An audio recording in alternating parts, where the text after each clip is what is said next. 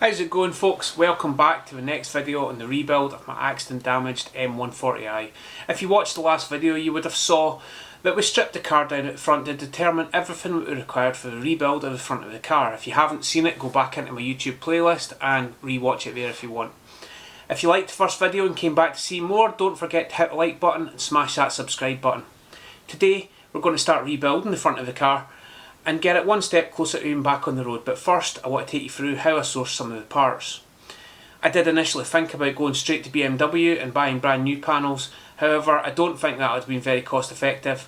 As I said before, I am trying to get this car how I want it, built to the spec that I want, for the same or less than I could have bought just a plain one that hasn't been damaged. Therefore, I turned to eBay to search through some of the breakers that were advertising on there. I looked at complete front end packages. However, some of these had more parts than I required and they were working out about £3,500. Again, not very cost effective. I could have sold some of the parts I didn't use, but I only really want the parts that I need. Then I started looking at parts individually. I also determined that I could get parts in the correct colour, and that would save me a little money down the road on respray costs. The car's still going to get fully resprayed to get it all matched in, but if the back of the panels are the right colour, then hopefully that will just save a little time and effort during the respray. I got a bonnet for £400 delivered. It looks to be in great condition. Now, it is from a pre-LCI model, so it is a couple of years older. However, the condition is fantastic. I did do a bit of research at this point and found out that the wing and the bonnet from an LCI and a pre-LCI model are exactly the same part number, and when they've arrived they appear to be identical. The wing, it was nearly £130. However, when it arrived it had a little bit of damage on it, so I got a partial refund on that, and that took the cost of the wing down to £65. The headlight, well, when I was looking at the headlights, that was another story. It was £700 average price on eBay for an LED headlight. I did find one that was poorly advertised, ended up getting it for £203. It does have a little bit of damage to one of the mounting brackets. However, nothing a bit of epoxy resin glue won't fix. Wing brackets £30, arch liner £30, headlight support bracket came in at £30 as well, and the crash bar was another £100. So all in all, a bit of saving on the complete front end package.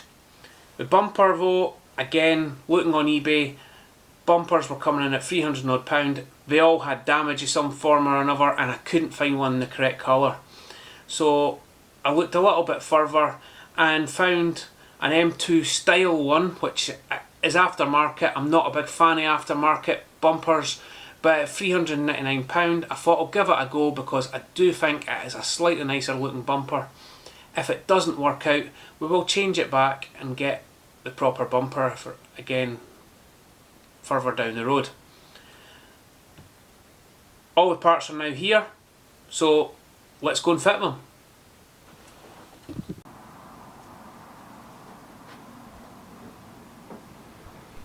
And for a little bit of inspiration and fuel, we're underway.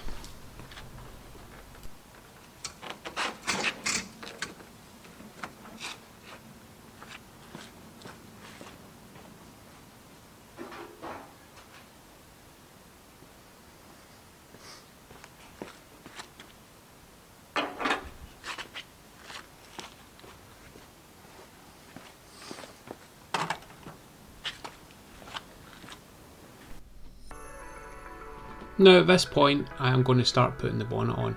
I really should have had some help with this. It was quite heavy and awkward. Thankfully the rams to hold the hinges up are actually on the hinges, and there is hooks on the hinges that allowed me just to manage it myself. Start by putting the 13mm nuts back on, and that holds the bonnet roughly in place. The boys were actually on holiday at this point, so I couldn't even get help from them. At this point I'm just slightly tightening it up. I'm not going to totally tighten it at the moment. I just want to take it and I'm going to start a little bit of alignment. I can't align it too much because I've not got the other front wing on just yet and I don't know how it's going to sit.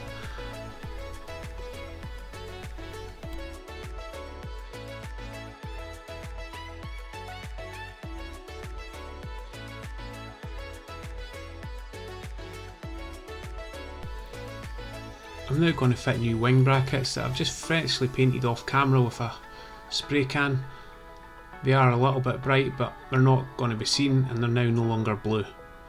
Just 3 10mm nuts that takes them back in. Being careful to line them back up to the original paint marks. That way, hopefully, it'll be back in alignment with where it was prior to any accident damage. Now, refitting the wing back on the car.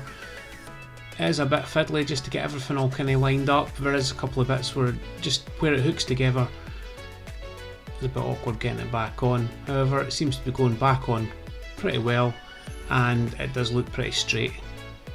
There's a few 10mm nuts back on the top of the wing.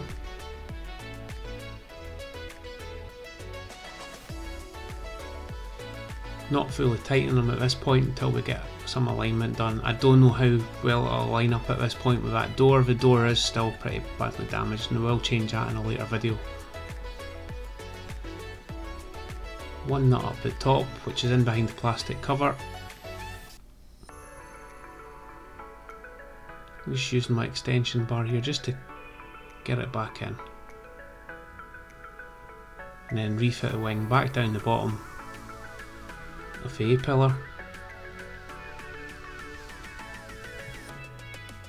Spending a little bit of time on this just now, getting it pretty much lined up, will help further down the line getting the panel alignment correct.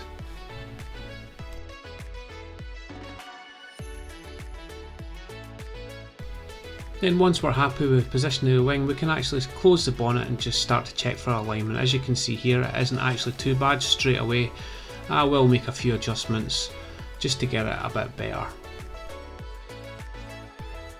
At this point I start to refit the headlight. Now the headlight is really fiddly to get in past the bracket, and it would be impossible with the bumper back on. As you can see here, when we try to get it back into the bottom bracket, eventually get it in there, and then I can start putting a couple of the little 10mm screws back in. Also the little Torx screws on the top to get it back in. Unfortunately, when I was transferring over the DRLs, a couple of electrical connectors were broken, so unfortunately the headlight isn't going to work at this point, but just getting it back together, making sure the panel alignment, making sure the car can go back together in one piece is my priority here.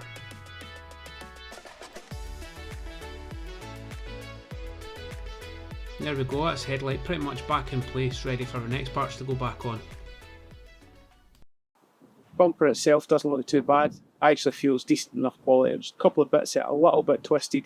I'll use a heat gun once I've built the back of it up, just to try and straighten it out a little bit. I did have a little trial fit out on the car. Actually looks quite good. I've got to put it together now. At this point here, I am just going to start adding all the plastic bits in, all the grills, the little strengthening brackets that go behind it, just to make sure the bumper's got its correct rigidity before I fit it. Everything seems to clip in rather well.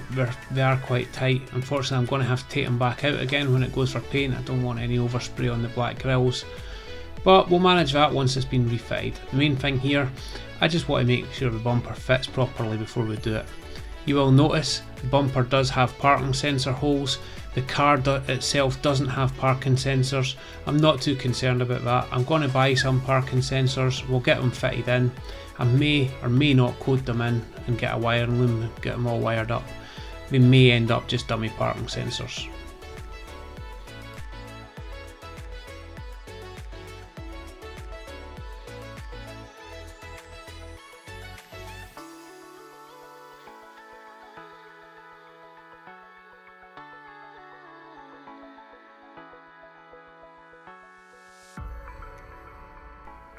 At this point I thought I'd try out one of my new toys, the quick jacks, just to get the car up at a better height for working on. Let me tell you, they are absolutely wonderful. However, I do get some funny looks of the neighbours with the car sitting up in mid-air. At this point I'm putting the crash bar back on, and it's going on really well. It actually went back on without any issues, just showing me that there's definitely no structural damage to the car, and when the bolts just fell into place, I was pretty happy. Just tighten both those bolts up, and then after that we'll refit the foam back onto the crash bar, and that surprisingly wasn't damaged in the accident. And then got to put the bumper back on. The bumper actually goes back on relatively easy, does line up pretty well. I think the headlights do need a little bit more alignment once it's all been painted, but we'll work on that a bit later on. Start with putting 8mm bolts back in to hold it to the wings. These actually line up really well. For an aftermarket part, the fitment is absolutely wonderful. Then I just do the same with the driver's side, get the bolts back in there. Again, all seems to be lining up really well. And then we move on to the top of the bumper, putting in the 5 Torx bolts to secure it at the top. These again all line up really well. This aftermarket part is absolutely surprisingly good. Just checking the alignment again. Once again, the bumper appears to be lining up pretty well, and I'm quite happy with fitment at this point. A couple of last adjustments, and I'm pretty happy with that. I just couldn't resist a mod, and at £20 on AliExpress I managed to get a back spoiler. It actually looks quite well for the price. Just got to put on some tiger seal, and then we'll put it on the car.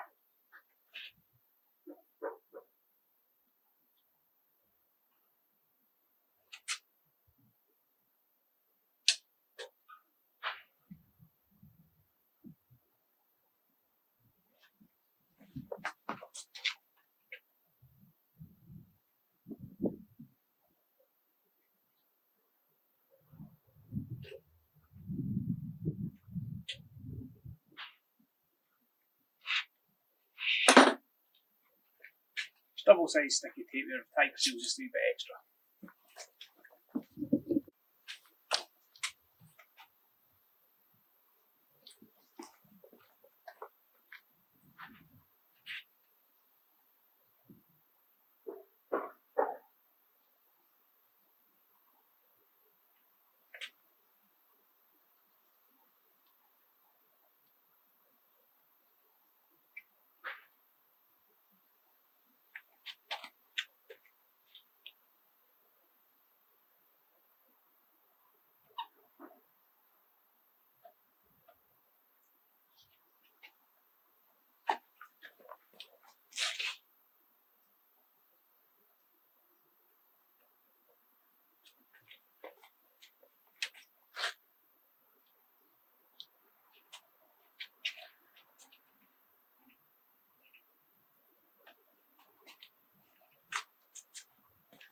So that's the car pretty much back in one piece.